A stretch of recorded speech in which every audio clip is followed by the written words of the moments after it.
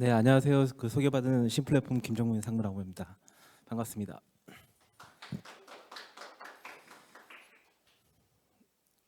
아마 전날과 전전날부터 계속 세션이 이어진 걸로 알고 있고요. 저도 이제 유튜브 통해서 시청을 했는데 AI 정말 많은 예산과 함께 많은 과제들이 지금 발굴이 되어 있고 그 과제들을 어떻게 할 건지에 대한 저도 좀 많은 생각들을 하고 있었습니다.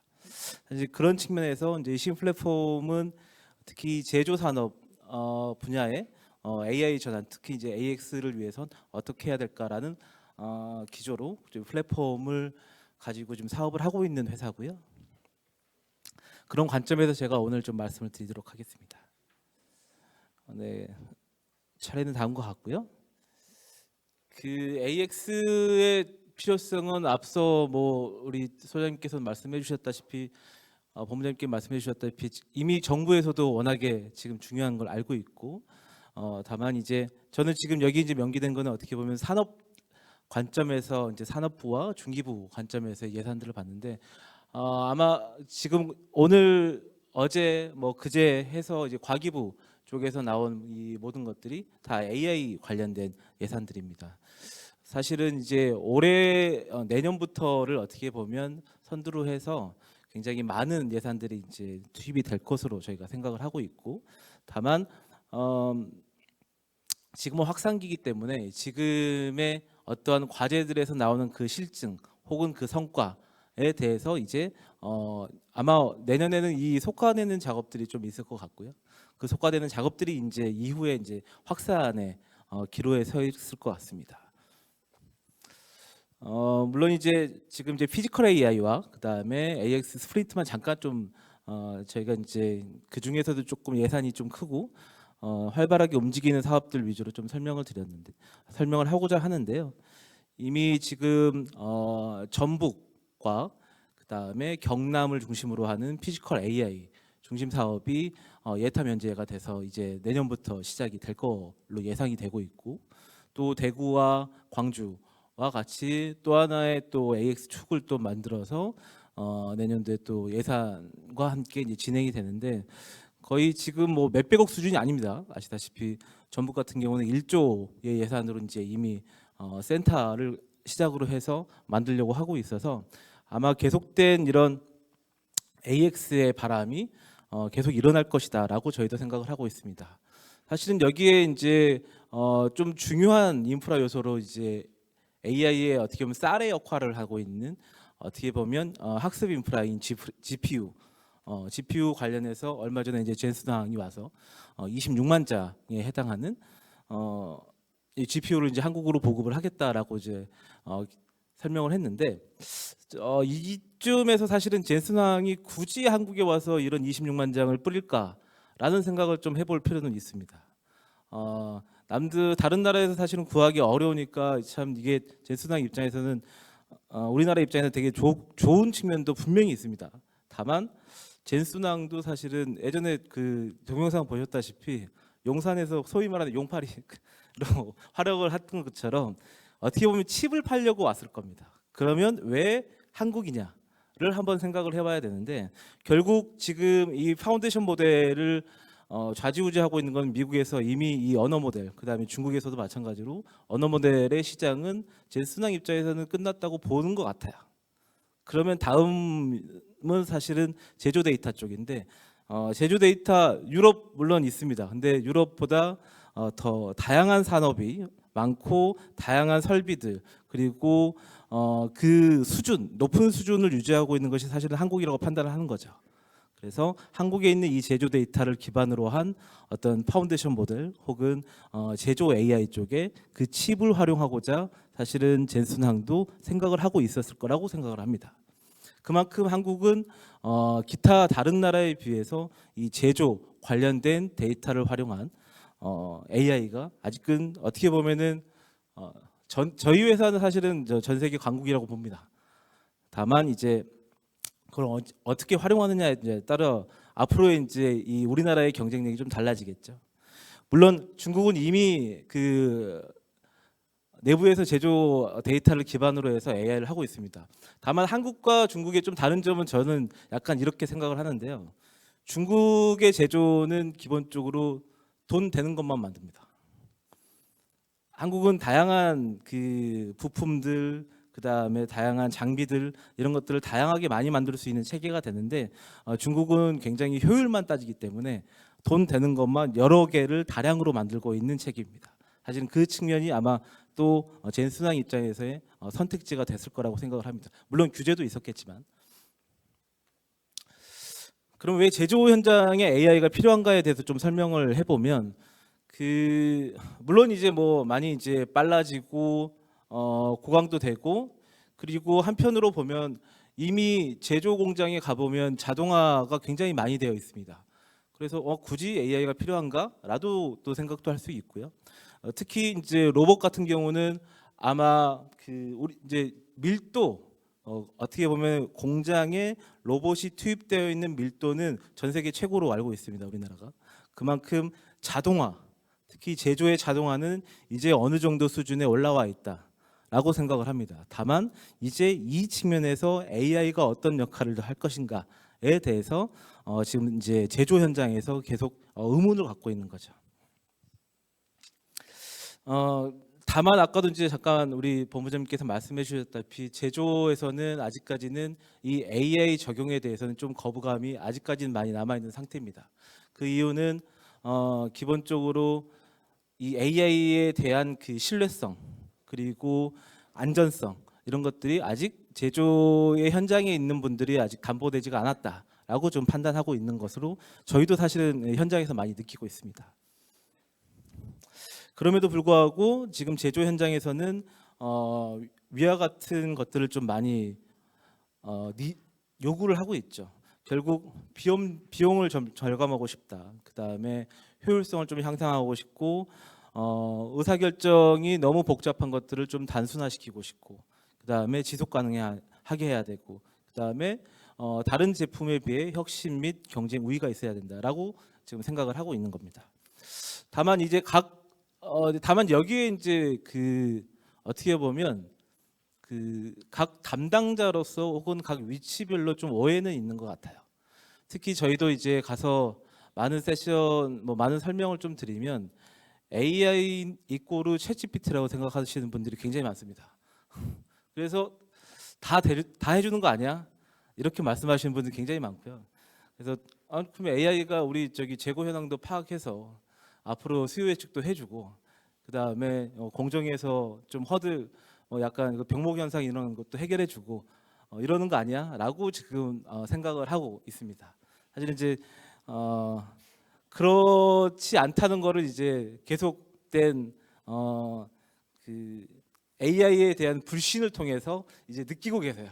그러다 보니까 저희와 같은 AI 공급사 입장에서는 그 불신을 다시 또 해소시켜야 되는 또 숙제가 또 있는 상황입니다. 네, 그래서 보면 이 AX가 이 현장에서는 왜 좀 멀게만 느껴질까라고 하는데 첫 번째로는 일단 데이터 기반이 많이 없죠. 물론 우리가 그간 한 10년간 스마트 팩토리 사업, 여러 가지 사업들을 통해서 기존에 있는 기업들의 데이터화를 많이, 특히 이제 DT 역량에서 굉장히 많은 형태의 사업을 해왔으나 결국 이제 표준화가 안 되어 있다고 결론을 내리는데 여기서 한번 또 생각은 해봐야 됩니다. 유럽 같은 제조 현장은 표준화는 굉장히 잘 돼 있습니다. 그래서 유럽에서는 굉장히 많은 그 제조 표준도 있었고 그걸 또 활용하는 체계도 있는데 국내에서는 사실 그게 또 잘 안 됩니다. 다만 아까 제가 서두에도 말씀드렸다시피 우리나라의 제조는 소품종 다양하게 많은 것들을 만들고 있고 이 현장에서 만들어낸 모든 것들이 어떻게 보면 세계 각국에 나갈 수 있는 구조죠. 하다못해 사실은 유럽에서 반도체 기업 찾을 수가 없습니다. 자동차만 있죠. 우리나라는 반도체도 만들죠. 디스플레이 만들죠. 2차 전지 만들고 자동차 만듭니다. 사실 이런 나라는 아직까지는 없습니다. 거의. 지금 이제 중국 말고는. 사실 그렇기 때문에 굳이 우리가 표준에 얽매일 것이냐 아니면 이 데이터를 잘 수집하고 그 현장에 맞는 형태로 데이터를 가공할 것이냐, 이 체계는 좀 생각을 해봐야 될 것 같습니다. 그리고 이제 그런 측면에서 계속 이제 진행이 되다 보면 실제로 이제 AI 저희도 AI 모델도 자체적으로 AI 연구소가 있어서 모델을 이제 제작을 하고 있는데, 문제는 가장 큰 이제 신뢰성이 떨어지는 부분이 이런 부분인데요. 굉장히 잘 짜여져 있는 데이터를 잘 가공되어서 그 가공된 데이터를 기반으로 모델을 만들고 학습시키고 평가하고 이거를 이제 적용을 하면 실제로는 잘 안 됩니다. 왜냐하면 현장의 데이터가 아니거든요. 그래서 현장의 데이터를 다시 적용을 해보면 이 AI 모델은 정확도가 굉장히 떨어져 있고 그런 상황들이 좀 많이 벌어집니다. 그래서 사실은 저희 생각에서는 모델의 이 기술성도 중요하지만 이 모델을 어떻게 운영할 거냐에 대한 것에 더 포커싱을 더 많이 하고 있습니다. 그래서 이제 저희도 이제 계속 말씀을 드리지만, 모델 개발하는데 예전에 맥킨지에서 아마 그런 말을 했을 겁니다. 모델 개발하는데 한 $1 정도가 든다면 이 모델을 가지고 운영하고 관리하는 데에는 약 99불이 들어간다. 즉 사실은 모델 개발보다 더 운영 관리 측면, 실제로 현장에서 쓸 수 있는지에 대한 운영 관리 측면이 더 중요하다라고 생각하는 거죠. 그래서 이렇게 모델 구현만 그냥 생각을 하고 있다면 이것들을 어떻게 운영할까에 대해서는 되게 많은 요소들이 필요합니다. 실제로 이 MLOps와 같은, 지금 최근에 MLOps는 이제 일반 명사가 되어 있는데, 이런 모델 관리 운영하고 배포하고 평가하고 이런 체계, 그리고 또 하나는 GPU 이제 말씀을 드렸지만, 예전에 IT는 웨바스 DB, 액티브 스탠바이 형태로 이거를 그냥 어떻게 보면 하나의 이제 시스템처럼 느껴졌는데, 지금의 이 GPU 환경과 학습 인프라의 환경에서는 이게 좀 맞지는 않습니다. 그래서 어떻게 보면 이 조그마한 기업이라도 약간의 클라우드 환경을 자체적으로 구성하고, 그런 클라우드 환경에서 실제 모델이 학습하고 배포되는 그러한 체계를 만들어줘야 되는 걸 저희도 많이 느끼고 있고요. 실제로 저희도 이제 많은 고객들을 통해서 그게 유효하다라는 것들을 이제 증명하고 있습니다. 그리고 이제 뭐 마찬가지지만 우리도 이제 UI UX도 우리 이제 이런 제조 쪽에 AI를 쓰고 계시는 분들이 대부분 그 OT 현장에 계시는 분들이 굉장히 많은데요. 그분들의 생각은 굉장히 오래된 이 현장 생활을 통해서 굉장히 좀 어떻게 보면 보수화되어 있습니다. 그래서 어떤 변화를 굉장히 싫어하세요. 그래서 UI UX, 그러니까 특히 이제 UX 단에서도 기존에 있는 시스템에서 AI 요소가 들어갔으면 좋겠지, 별도로 AI를 내가 따로 봐야겠다라는 생각들을 많이들 안 하십니다. 이런 것까지 많이 좀 고려가 돼야 되는 거죠. 네, 그래서 이제 저희가 생각하는 AI 팩토리는 이렇게 좀 생각을 합니다. 즉 데이터 파이프라인이 잘 구축이 되어 있어야 됩니다. 저희도 마찬가지지만 저희 모델을 만드는 곳과 그 다음에 그 모델이 적용되는 데이터는 굉장히 다를 수 있습니다. 그래서 데이터 파이프라인을 잘 구축을 해야 되고, 당연히 그 구축된 곳에 알고리즘은 잘 개발을 해야 됩니다.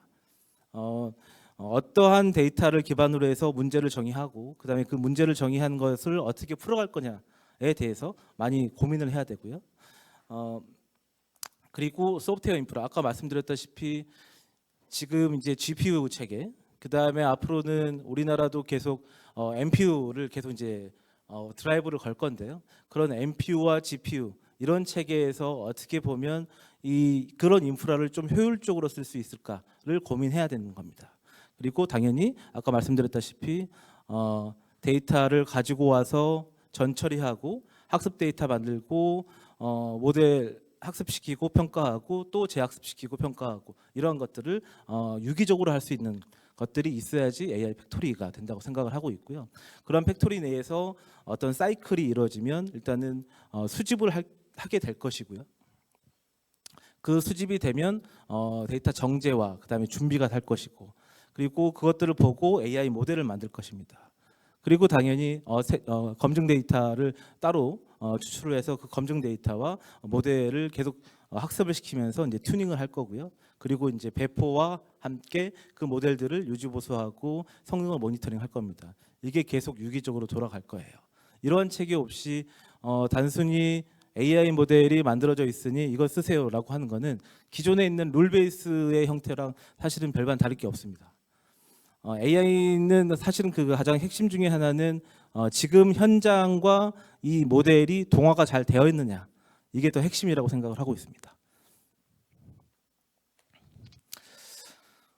네, 앞서 말씀드렸다시피 지금 우리나라가 약 한 10여 년간 이상 그 스마트 팩토리나 여러 가지 상업을 통해서 우리가 DT, 제조 쪽의 DT와 IT를 굉장히 많이 드라이브를 했고요. 그래서 반복된 작업들을 자동화시킨다든지, 그 다음에 예전에 진짜 우리 그 종이 하나씩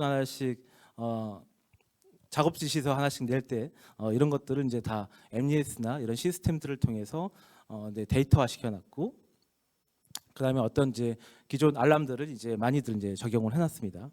다만 이러한 것들을 기반으로 해서 DT와 DX는 지금까지는 자동화에 초점을 맞췄다면 이제 AX 시대는 자율화에 초점이 맞춰 있을 겁니다. 그래서 자율화를 위해서는 그 지금 현재의 예외 탐지를 좀 잘 해야 되고요. 그다음에 이 실시간 데이터를 계속해서 분석을 해야 되고, 분석한 것들을 가지고 자율적으로 대응할 수 있는 체계를 가지고 가야 됩니다. 그리고 이제 아마 품질 관련된 비전 검사도 굉장히 이제 많이들 하고 있는데, 이것도 마찬가지로 저희도 이제 그 현장에 가 보니까 모든 형태의 불량이 동일하게 나타나질 않더라고요. 쭉 가다가 불량 중에 어떠한 또 특이한 불량들이 또 생기게 됩니다. 그런 불량들은 사실은 지금에 있는 시스템에서 또 감지하지 못하는 경우, 이런 것들이 좀 다양하게 복잡하고 다양하게 좀 벌어지고 있는 상황으로 저희가 인식을 하고 있습니다. 아까 제가 말씀드렸다시피 이제 저희도 가서 보면 LLM, 특히 이제 언어 모델이면 다 되는 거 아니냐라고 이제 말씀을 해주셨는데, 실제 산업에서는 이제 물리데이터라고 하는 이 안에는 뭐 당연히 시계열성을 가지고 있는 시계열 데이터도 있을 거고요. 그 다음에 어떤 성분을 가지고 있는 그런 메타데이터도 분명히 좀 존재를 할 겁니다. 그리고 이제 비전 데이터, 물론 많은 그 지금 이제 모델들, 뭐 욜로를 기반한 여러 가지 모델들이 많이 고도화되어 있고 한 상황인데, 이 산업 그 현장에 좀 특화된 사실은 비전들이 좀 더 많이 나와야 됩니다. 예컨대 이제 저희 그 나중에도 좀 설명을 드리겠지만, 저희도 사실은 몰랐는데 이 단순히 모델만 잘 만들어서 그 현장에서 바로 투입될 수 있는 건 아니고요. 그 모델이 적용할 수 있게끔 카메라, 특히 이제 이 영상 장치죠. 그리고 이 카메라가 영상을 취득하는 그 환경, 약간 광학적 기술이 필요합니다. 이런 것까지 다 고려가 돼야지 그 데이터를 기반으로 해서 비전을 더 훨씬 더 풍부하고 정확하게 쓸 수 있다라고 생각을 하고 있습니다. 사실 그래서 이제 이러한 LLM들이 이런 그 실시간 처리가 좀 한정적이고, 그 다음에 수치 연산 같은 우리 이제 시계열 데이터나 이런 메타 데이터를 기반으로 한 수치 연산이 좀 한정적입니다. 그리고 이제 뭐 작년까지는 이제 시작이지만 이제 멀티모달 형태도 아직은 LLM이 이제 V2M이라든지 뭐 여러 가지 형태로 이제 좀 진행이 되고 있는 거고요. 그다음에 가장 아마 우리 이제 여기 캐티도 그러겠지만 명장, 특히 이제 암묵지와 같은 그러한 도메인 특화된 지식이 사실은 아직까지는 암묵지적으로 굉장히 많이 남아 있습니다. 이런 것들을 어떻게 좀 형식지화 시킬까에 대한 고민들이 이제 좀 시작되고 있는 상황인 거고요. 그리고 이제 산업에서는 특히 이제 이 헬루시에이션, 우리는 그냥 GPT한테 물어보고 그렇게 답할 수도 있구나라고 생각할 수 있지만, 현장에서는 그렇게 답할 수 있구나라고 생각하는 순간 사고로 터집니다. 그래서 사용하지 않는 거고요. 그래서 이 모델이 어떻게 추론했는지, 또 하나 두 가지인데요. 결국 이 헬루시에이션이 가장 큰 문제고, 그걸 또 역으로 좀 찾아가 보면 그 모델이 왜 그렇게 추론했는지, 특히 이제 과정에 대해서 더 이 산업에서는 더 궁금해하고 그거에 대해서 검증하려고 합니다. 우리 같이 GPT와 같이 이런 LLM 모델들이 중간에 이 추론 영역에서는 사실은 블랙박스의 영역이 많은데, 그런 블랙박스를 어떻게 보면 제조 현장에서는 이해하기 어렵고, 또 하나는 용납하기는 어려운 거죠. 그래서 이제 이러한 것들을 저희 회사 같은 경우도 물론 이제 에이전트 시대가 이제 왔기 때문에 아마 내년부터는 거의 대부분의 과제들이 다 에이전트 혹은 에이전트 AI 혹은 에이전틱 AI로 이제 진행이 될 예정인데요. 지금도 많은 이제 우리 공공 프로젝트에서 많이 좀 진행을 하고 있는데, 단순히 여기서 LLM만 불리셨다고 해서 될 일은 아닌 것 같고요. 이 LLM과 이런 물리 데이터들을 어떻게 좀 잘 효율적으로 우리가 학습시킬 수 있는 체계를 만들 것인가, 이걸 가지고 어떻게 모델을 만들 것인가에 대한 체계가 이제 나와야 될 생각을 하고 있습니다. 왜냐하면 아시다시피 LLM은 보시면 인터넷상 혹은 여러 가지 문헌 이러한 그 정형화된 어떤 맥락을 기반으로 한 데이터를 학습을 해서 만들어진 모델입니다. 근데 우리 산업 현장에서는 사실 그런 맥락이 있기에는 그 현장에 계시는 우리 암묵지를 굉장히 많이 알고 계시는 그분들밖에 모르는 거거든요. 사실 이것들을 어떻게 좀 더 체계화시키고 형식화시키는가에 대한 관건들이 좀 남아 있는 거죠. 그 예로 이제 이런 거죠. 사실은 보면 데이터들 보면 센서는 뭐 0.01, 뭐 0.02 이런 식으로만 툭툭 던지는데 이게 아무런 맥락이 없는 거거든요. 사실은 이런 게 어떠한 시계열 단위로 아니면 어떤 메타 단위로 맥락을 잡아주고 그런 맥락에 있는 데이터로 만들어준 게 학습이 되고 모델로 만들어지는 이러한 체계가 좀 필요하고요. 이러한 체계가 지속적으로 데이터가 정제되고 그다음에 모니터링되고 그다음에 재학습하고 또 현장에 적용하고 현장에 적용하면서 다시 또 학습 재학습돼야 되는 체계. 왜냐면 그 저희도 이제 가서 이제 데이터를 받아 보면 주기성이 있는 데이터들이 분명히 있습니다. 그 중에 그 주기성으로 인해서 다른 데이터들이 많이 영향을 받는 경우가 있어요. 대부분 이제 이 공정에서 제조 공정에서 한 뭐 석 달에 한 번, 뭐 6개월에 한 번씩 그 예방 정비를 하십니다. 그냥 정비를 하시는 거죠. 그러다 보니까 그 데이터들이 튀고 또 그 튀는 데이터들을 다시 또 이 모델은 인지하지 못하고, 즉 데이터 드리프트 현상들과 그다음에 쉬프트 현상들이 좀 많이 발생을 하는데, 그것들을 어떻게 우리가 모델에 학습을 시키고 반영할 것인가에 대한 생각을 좀 해봐야 되는 거죠. 그래서 저희는 이제 그때 어떤 설명을 좀 드렸냐면, 우리도 자동차 그 운전하시면서 5,000km마다 안진오일을 가시잖아요. 근데 사람이 느끼기에 되게 이제 잘 달리는 것 같이 느껴지잖아요. 엔진오일 하나만 바꿨을 건데, 그리고 다른 차의 성능이 다 좋아질 거라고 기대를 하고 있습니다. 근데 막상 데이터에서는 그러지 않은데 실제로는 엔진오일만 바꿨을 때 이제 그런 현상이 벌어지는데, 기계도 사실은 마찬가지거든요. 어떤 호수류를 유지보수를 통해서 바꿨는데 그 호수류의 그 압력이 달라지고 그 압력이 달라짐에 따라서 다른 또 설비에 영향이 가는 그런 현상들이 좀 많이 있습니다. 그런 것들을 좀 찾아내고 있고요. 그래서 보면 저희는 AX를 할 때 한 3가지 정도의 단계로 생각을 하고 있습니다. 일단 검토 단계.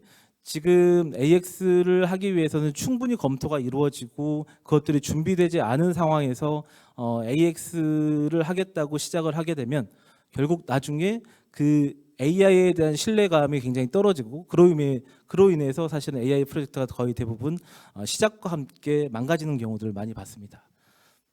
그리고 데이터가 잘 확보되어 있는지 이런 것들을 좀 검토를 해야 되고요.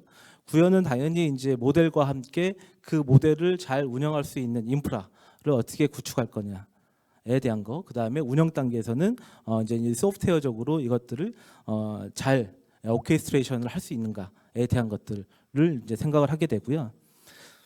그래서 이 스텝은 물론 약간 리니어한 관계에도 있을 수 있지만 그냥 이 독립적인 관계일 수도 있습니다. 왜냐하면 각 회사마다 이 스텝에 따라서 사실은 이 DT의 수준이 다를 수 있거든요. 사실은 첫 번째 스텝이 다, 그다음에 두 번째 스텝까지 다 일어났다고 해서 세 번째 스텝이 준비됐느냐? 이거 아닐 수도 있어요. 첫 번째 스텝이 안 될 수도 있어요. 어떤 회사는. 그래서 이런 것들을 좀 유기적으로 오케스트레이션 하면서 어떤 회사는 지금의 스텝에서는 좀 뭐가 필요하고 이러한 것들을 종합적으로 오케스트레이션 하면서 저희가 솔루션을 제공해야지만 그 회사에서 AX를 할 수 있는 어떻게 보면 여지가 생기고요. 그다음에 그게 좀 힘을 받아서 이제 AI가 되고 있는데 지금까지는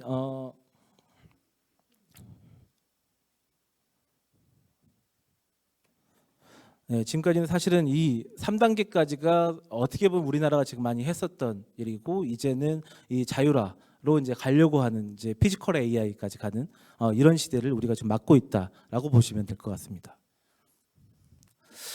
그래서 이제 저희 회사를 좀 기준으로 해서 저희가 AX를 진행할 때 고객사랑 어떻게 하는지 좀 단계를 좀 말씀을 드리면 첫 번째로는 일단 AI가 준비되어 있는지에 대한 좀 평가를 위해서 저희 나름대로의 인덱스를 좀 만들었습니다. 그래서 약간 설문지 비슷한 건데요.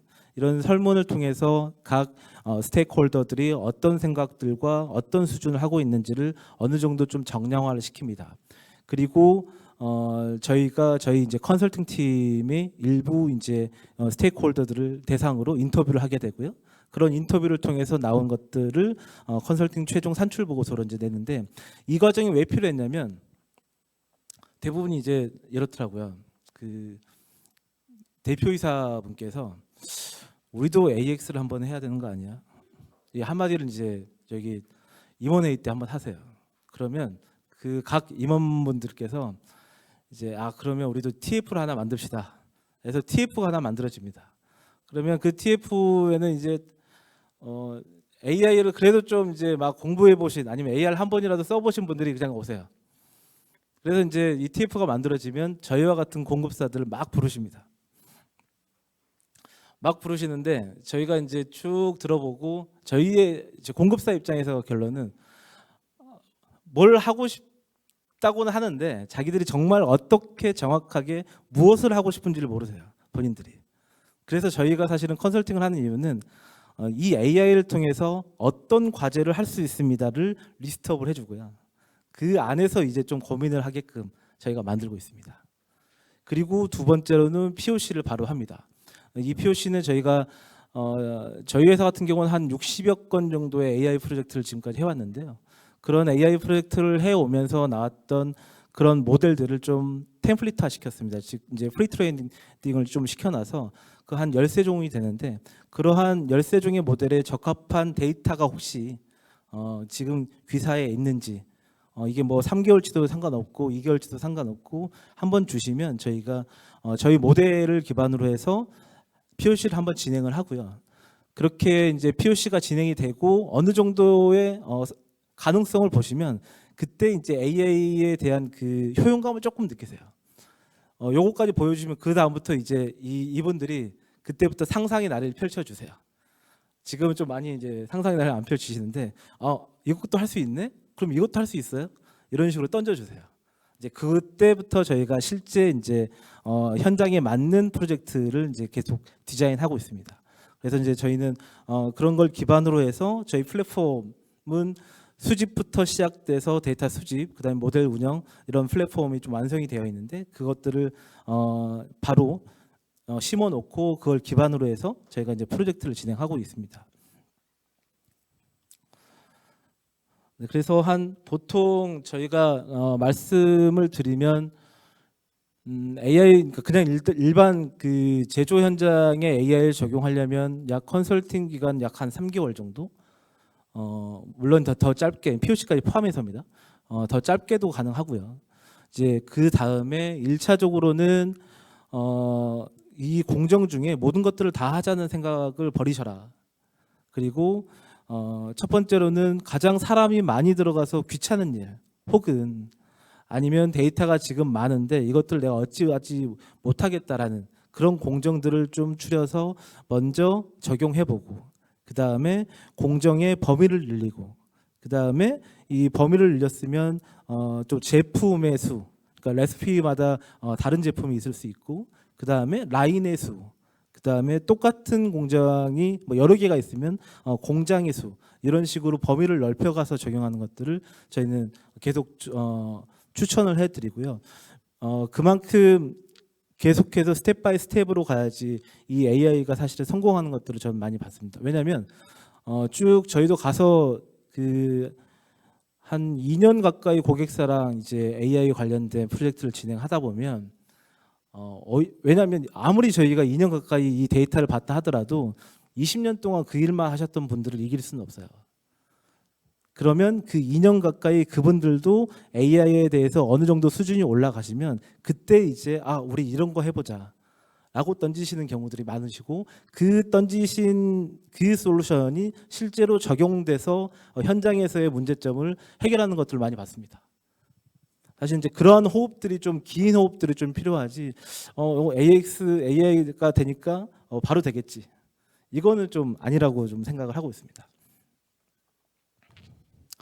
저희는 이제 저희 소개를 좀 시켜드리면, 저희는 이제 그러한 기술력과 그러한 그 플랫폼을 바탕으로 올해 3월달에 B2B AI 기업으로 최초 상장을 했습니다. 물론 이제 기술 특례 상장을 했고요. 그래서 다양하게 제조 현장, 그다음에 뭐 헬스케어, 뭐 공공의 저희 플랫폼과 저희 AI 모델들을 좀 같이 보급을 하고 있고요. 또 하나는 저희는 태생이 네이티브 클라우드 네이티브 형태로 개발이 진행이 되어 있습니다. 물론 지금 많은 제조 현장에는 언프레미스 형태로 저희가 솔루션을 제공하고 있지만 이 클라우드 네이티브 형태로 만들어 놓은 이유도 굉장히 싸게, 그다음 저렴한 비용으로 많이 확산을 통해서 그 데이터들을 여러 데이터를 좀 보고 그 범용화된 모델들을 만들고자 하는 사실은 의지가 있었고요. 그러려면 클라우드 환경에서의 그런 안정성, 그다음에 보안성을 확보를 해야 되기 때문에 저희가 관련된 보안과 그다음에 관련된 정보 인증, 정보에 대한 인증, 그다음에 국제 인증까지는 다 저희가 득해 놓은 상황으로 보시면 될 것 같습니다. 저희 플랫폼의 모습인데요. 그래서 보시면 저희가 저희 이제 누비슨이라는 브랜드를 쓰고 있는데, 이 누비슨이라는 용어는 라틴어로 성운을 뜻합니다. 이 성운은 약 중의적인 좀 표현이 있을 수 있는데, 물론 클라우드의 형태도 있지만 그 성운이라는 게 보면 조금 더 이제 다르게 안 빠지려고 간략하게만 좀 설명을 드리면, 결국 우주의 탄생이 어떤 성운에 의해서 그 먼지들이 모여서 아니면 이 성운들로 인해서 만들어지는데, 그런 것들은 좀 생각을 했습니다. 그래서 이제 누비슨이라는 이름으로 하고 있고요. 저희가 이런 저희 이제 특화 기술인 띵 드라이브와 같은 데이터 수집 특화, 왜냐하면 현장에 가서 보면 굉장히 많은 통신 방식과 프로토콜이 존재합니다. 뭐 모드버스, 뭐 M2에 뭐 통신 방식은 뭐 와이파이, 뭐 RS 바로 통신, 뭐 여러 가지 통신들이 있고요. 그런 것들을 마다 제약이 있어서 그 데이터 수집에 어떤 공백이 생기면 결국 사실 이 모델들이 작동하기 어렵습니다. 그래서 저희는 가급적 최대한 많은 현장에서 나온 데이터들을 모을 수 있는 체계를 만들어 놨고요. 그걸 기반으로 저희 모델을 만들고 모델을 관리하고 재학습시키고 배포하는 체계인 MLOps, 그 다음에 아까 말씀드린 대로 저희가 약 한 13가지 정도의 프리 트레이닝 모델들을 심어놓은 저희 SDA, C 플랫폼 데이터 어널리틱스와 같은 것들을 준비해 놓고 있고요. 그 다음에 지금 이제 에이전트 당연히 저희도 준비되어 있어서 MCP 체계까지 준비하고 있고, 아까 말씀드린 대로 실제로 이 이제 GPU, 그 다음에 NPU, 이러한 하드웨어적인 인프라를 어떻게 효율적으로 운영할 수 있을까라는 이 쿠버네티스 체계까지 저희 플랫폼에서 다 관리할 수 있게끔 만들어 있는 저희 제품을 좀 소개를 시켜드립니다. 그래서 이런 차별점은 대부분 그 기업들이 이런 식으로 좀 많이들 작업 진행을 하고 있는데요. IoT 기업들도 전문적으로 많습니다. 그래서 IoT 기업, 그 다음에 여기 이제 모델 개발하는 기업들, 그리고 종합적으로 SI 하는 기업들, 이렇게 3가지의 기업들을 이제 불러서 하는데, 저희 플랫폼은 사실은 어떻게 보면 이것들을 같이 이제 한꺼번에 제공해 줄 수 있는 올인원 체계를 구축하고 있다라고 좀 보시면 될 것 같습니다. 네, 그래서 저희가 한번 그 이제 저희가 적용했었던 사례를 좀 설명을 좀 드릴게요. 일단 첫 번째로는 그 반도체 파운더리사죠. 그러니까 DBH텍과 같은 여러 연속 생성 공정에서의 공정단에 여기서의 이제 어너멀리 디텍팅과 함께 그 다음에 이 비전을 통해서 이 웨이퍼의 분량을 클래시피케이션하는 체계를 만들었습니다. 이 비전, 특히 이제 산업용 비전, 산업에서의 이 비전 기술이 좀 달라야 된다고 계속 말씀드렸던 이유 중에 하나는 저희가 이제 이거 하면서도 이제 좀 느끼고 있는데, 보통은 이런 예컨대 이제 분량이 나면 사실은 뭐 패스페일이니까 분량이 나면 이 분량이 형태까지는 사실은 구분을 합니다. 특히 반도체 회사 같은 경우는 어떤 형태로 분량이 났냐, 왜냐하면 그 분량을 야기시키는 어떤 요인들이 좀 정해져 있기 때문에 그렇던데요. 그러면 한 10가지 정도의 분량을 가지고 좀 분류를 해놨는데, 마지막 한 15% 정도 되는 이 10번째의 항목이 뭐냐면 unknown입니다. 분류 못하겠다는 거죠. 지금까지 쌓아놓은 거예요. 사실은 AI는 나는 모르겠다가 있으면 안 되거든요. 그래서 그것들을 다시 저희가 학습을 시킵니다. 분류를 하게끔 나름대로의 증식 기법과 여러 가지 기술을 통해서 그러한 것들을 다시 분류를 하고 있고요. 이게 이제 분류가 됐으면 이제 다음으로 이제 멀티모달 형태로 진행이 됩니다. 왜냐하면 이러한 어떠한 공정에서, 그러니까 공정에서의 이상 상태는 요즘 시스템들이 많이 좋아져서 알람은 줍니다. 근데 OT 분들에게 대부분 하고 있는 게 뭐냐면 그 알람의 요인들을 찾으려고 데이터를 다 수집해서 한 몇 개월간 그걸 뒤지죠. 같이 뒤로 다시 뒤지는데 이제 이 AI는 사실은 그런 뒤지는 것, 특히 이제 어떤 요인 X인자를 찾아내는 게 더 중요하다고 생각을 하고 있고, 그 X인자를 찾아내는 게 저희 어떻게 보면 시계열 데이터를 기반으로 한 분석 모델에 저희 회사에 특화된 점이라고 좀 보시면 될 것 같습니다. 이 모델과 함께 이런 이 이제 이미지까지 같이 들어가면 사실은 정확도가 약 지금 비전이 95%까지는 이제 많이들 올라왔는데 95%에서 98%, 99%의 정확성까지 올라가려면 결국 이제 멀티모달 형태로 진행이 돼야 됩니다. 이제 왜냐하면 95%까지의 정확성을 내는 거는 지금까지 이제 많이 기술력들이 좋아져서 한 100원이 들어간다고 하면 95%에서 96% 가는데 200원 들어갑니다. 네. 더 많은 이제 비용들이 거기 이제 1% 때문에 생기는데, 왜냐하면 95% 결국 0.5% 때문에 그 AI를 안 쓰거든요. 그럼 이제 최대한 99%까지는 가야지 이제 그분들이 이제 신뢰감 있게 쓰는 거고, 그 중에 하나 또 대표적인 게 그걸 통해서 하는 게 이 풍원정밀과 같은 회사인데, 여기도 마찬가지로 검사 장비에서 이제 분류를 하게 되고, 특히 이제 검사 장비는 어떤 게 있냐면 검사 장비의 신뢰성을 높이기 위해서 신뢰성이 높아지면 그 공장의 생산성은 떨어질 수밖에 없습니다. 왜냐하면 조금이라도 이상했으면 무조건 다 불량으로 내뱉기 때문에. 근데 기업 입장에서는 이게 검사가 잘못된 건지 아니면 실제로 검사 과정에서의 뭐 여러 가지 상황들이 변해서 일어나는 건지, 또 유관 검사를 또 할 수밖에 없고요. 그런 것들 때문에 다시 검사 장비가 있음에도 불구하고 또 유관 검사를 하시는데, 그런 것들을 다시 이제 저희가 AI를 통해서 해결을 해드리고 있습니다. 그리고 이제 산업 안전 관련돼서도 저희가 물론 저희 플랫폼이 데이터 수집에 특화된 플랫폼이기 때문에 저희 입장에서는 산업에서 쓰고 있는 이런 설비, 센서일지라도 하나의 연결 대상인 이 IoT 장비거든요.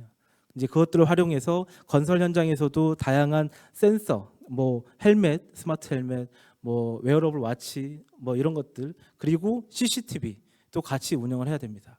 이런 것들을 복합적으로 같이 운영을 하면서 복합적인 데이터를 기반으로 해서 AI를 분석을 해야지 저희가 된다는 이 관제가 효율성이 있다라고 생각하는 게, 지금 여기서 화재 경보기 울리면 안 나가시잖아요, 다들. 네. 산업 현장에서도 다양한 이런 알람을 주는 장비들이 많은데 그 알람의 효용성을 못 느끼기 때문에 이분들이 그냥 굉장히 안전 불감증이 있어요. 그러면 사실은 화재가 났으면 최소한 그 주변의 온도와 습도의 변화, 그리고 CCTV를 통해서 불꽃을 감지를 해서 실제 이게 화재인지를 인식해야 되고, 그 화재가 어디까지 전파될 것이라는 걸 좀 시뮬레이션을 해줘야 되겠죠. 이제 그런 것들을 사실 가능하게 하려면 이런 통합된 플랫폼들이 적용이 돼야 되고, 이제 산업에서는 이렇게 됐고요. 저희가 우리 또 이번 이재명 정부가 생활 속의 AI를 또 강조를 하시잖아요.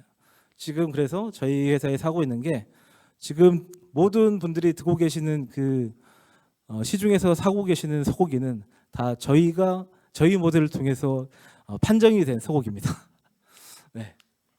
그래서 저희가 이제 그 축산물 품질원에서 운영하고 있는 모든 도축장에 저희가 저희 모델을 통해서 보통 그 이제 시중에 계시는 분들은 이제 9단계까지 알고 계시는데, 그게 이제 사실은 27단계까지 있습니다. 그래서 그 27단계를 저희가 비전 기술을 통해서 구분을 하고 있는데, 여기서 이제 아까 말씀드린 대로 단순히 비전 기술만 있다고 해서 될 게 아니라고 말씀을 드리는 게, 여러 광학 기술이 좀 필요합니다. 이유는 이런 거죠. 저희도 이제 봤더니 그 사람도 상처가 나고 이제 피가 나면 그걸 사진으로 찍으면 그 피의 그 액체성 때문에 빛이 반사됩니다. 그럼 카메라는 어떻게 인식을 하냐면, 빛이 반사됐기 때문에 255, 즉 화이트로 인식을 하죠. 즉 저희가 등급 판정을 하게 되려면 육색과 지방색을 분리를 해야 되는데, 이 여기 단면적인 이제 이 칼로 이제 커팅이 되어 있으니까 거기에 카메라를 들이대면 빛이 반사돼서 그 육색인데도 불구하고 이걸 지방색으로 판단을 해요, 이 카메라는. 그러다 보니까 이게 이제 판단이 잘 안 됐던 부분들이 있었습니다. 그리고 이제 배드민턴 같은 경우는 저희가 지금 이제 국가대표 저번에 파리올림픽 때 저희 패럴림픽에서 저희 기술을 가지고 배드민턴 경기를 분석해서, 원래는 코치분들께서 영상을 보시고 분석하는 게 하루 정도 걸렸는데 저희가 1시간 정도로 줄였죠. 네, 그거 가지고 이제 패럴림픽에서 은메달까지는, 금메달은 넘사벽이 계셔가지고 못 따고 금메달까지 저희가 이제 성공을 해서 했는데, 여기도 이제 저희가 처음에 배드민턴이 생활체육이니까 쉬울 줄 알고 했는데, 일단 가장 어려운, 그러니까 AI 입장에서 분석하기 가장 어려운 구기 종목 중에 하나였습니다. 왜냐하면 일단 빨라요. 300km가 넘고요. 두 번째로 기타 구기 종목과 다르게 스핀이 없어요. 보통의 스핀을 어느 정도 유추를 하고 계산을 하면 그 공의 궤적이라든지 방향을 좀 유추할 수 있는데, 그게 이제 요즘 뭐 골프존이나 이런 걸 보시면 이 궤적을 보고 하는 거니까, 이제 배드민턴이 스핀이 없어요. 그래서 굉장히 어려워서 요 과제를 지금 나이파랑 같이 했었는데, 나이파도 사실은 힘들겠는데 했는데, 어찌 됐든 저희가 많은 노력을 통해서 이제 성공을 해서 지금 이제 배드민턴 경기를 했고, 이제 저희 입장에서는 이제 다른 구기 종목으로 이제 넘어가겠죠. 테니스가 됐던 뭐 탁구가 됐던. 이래서 이제 실제로 저희의 이제 꿈은 실제로 우리 그 동네에 배드민턴 생활체육센터에 배드민턴 칠 때 저희 이제 AI를 통해서 코치가 없으심에도 불구하고 코칭을 해줄 수 있고, 또 하나는 경기 운영을 할 수 있죠. 그리고 이제 왜냐하면 그 같이 동네에서 치다가 싸우시는 분 많이 계시잖아요. 네, 이제 그런 것들을 사실 저희가 판정을 해드리죠. 이제 그렇게 많이 생활 속에서도 AI를 좀 적용하고 있습니다. 사실은 이 기술이 어떻게 응용하느냐, 그리고 그 현장의 데이터를 어떻게 활용하느냐에 따라서 다른 거라고 생각을 하고 있습니다. 네, 이상으로 제 발표를 좀 마치고요.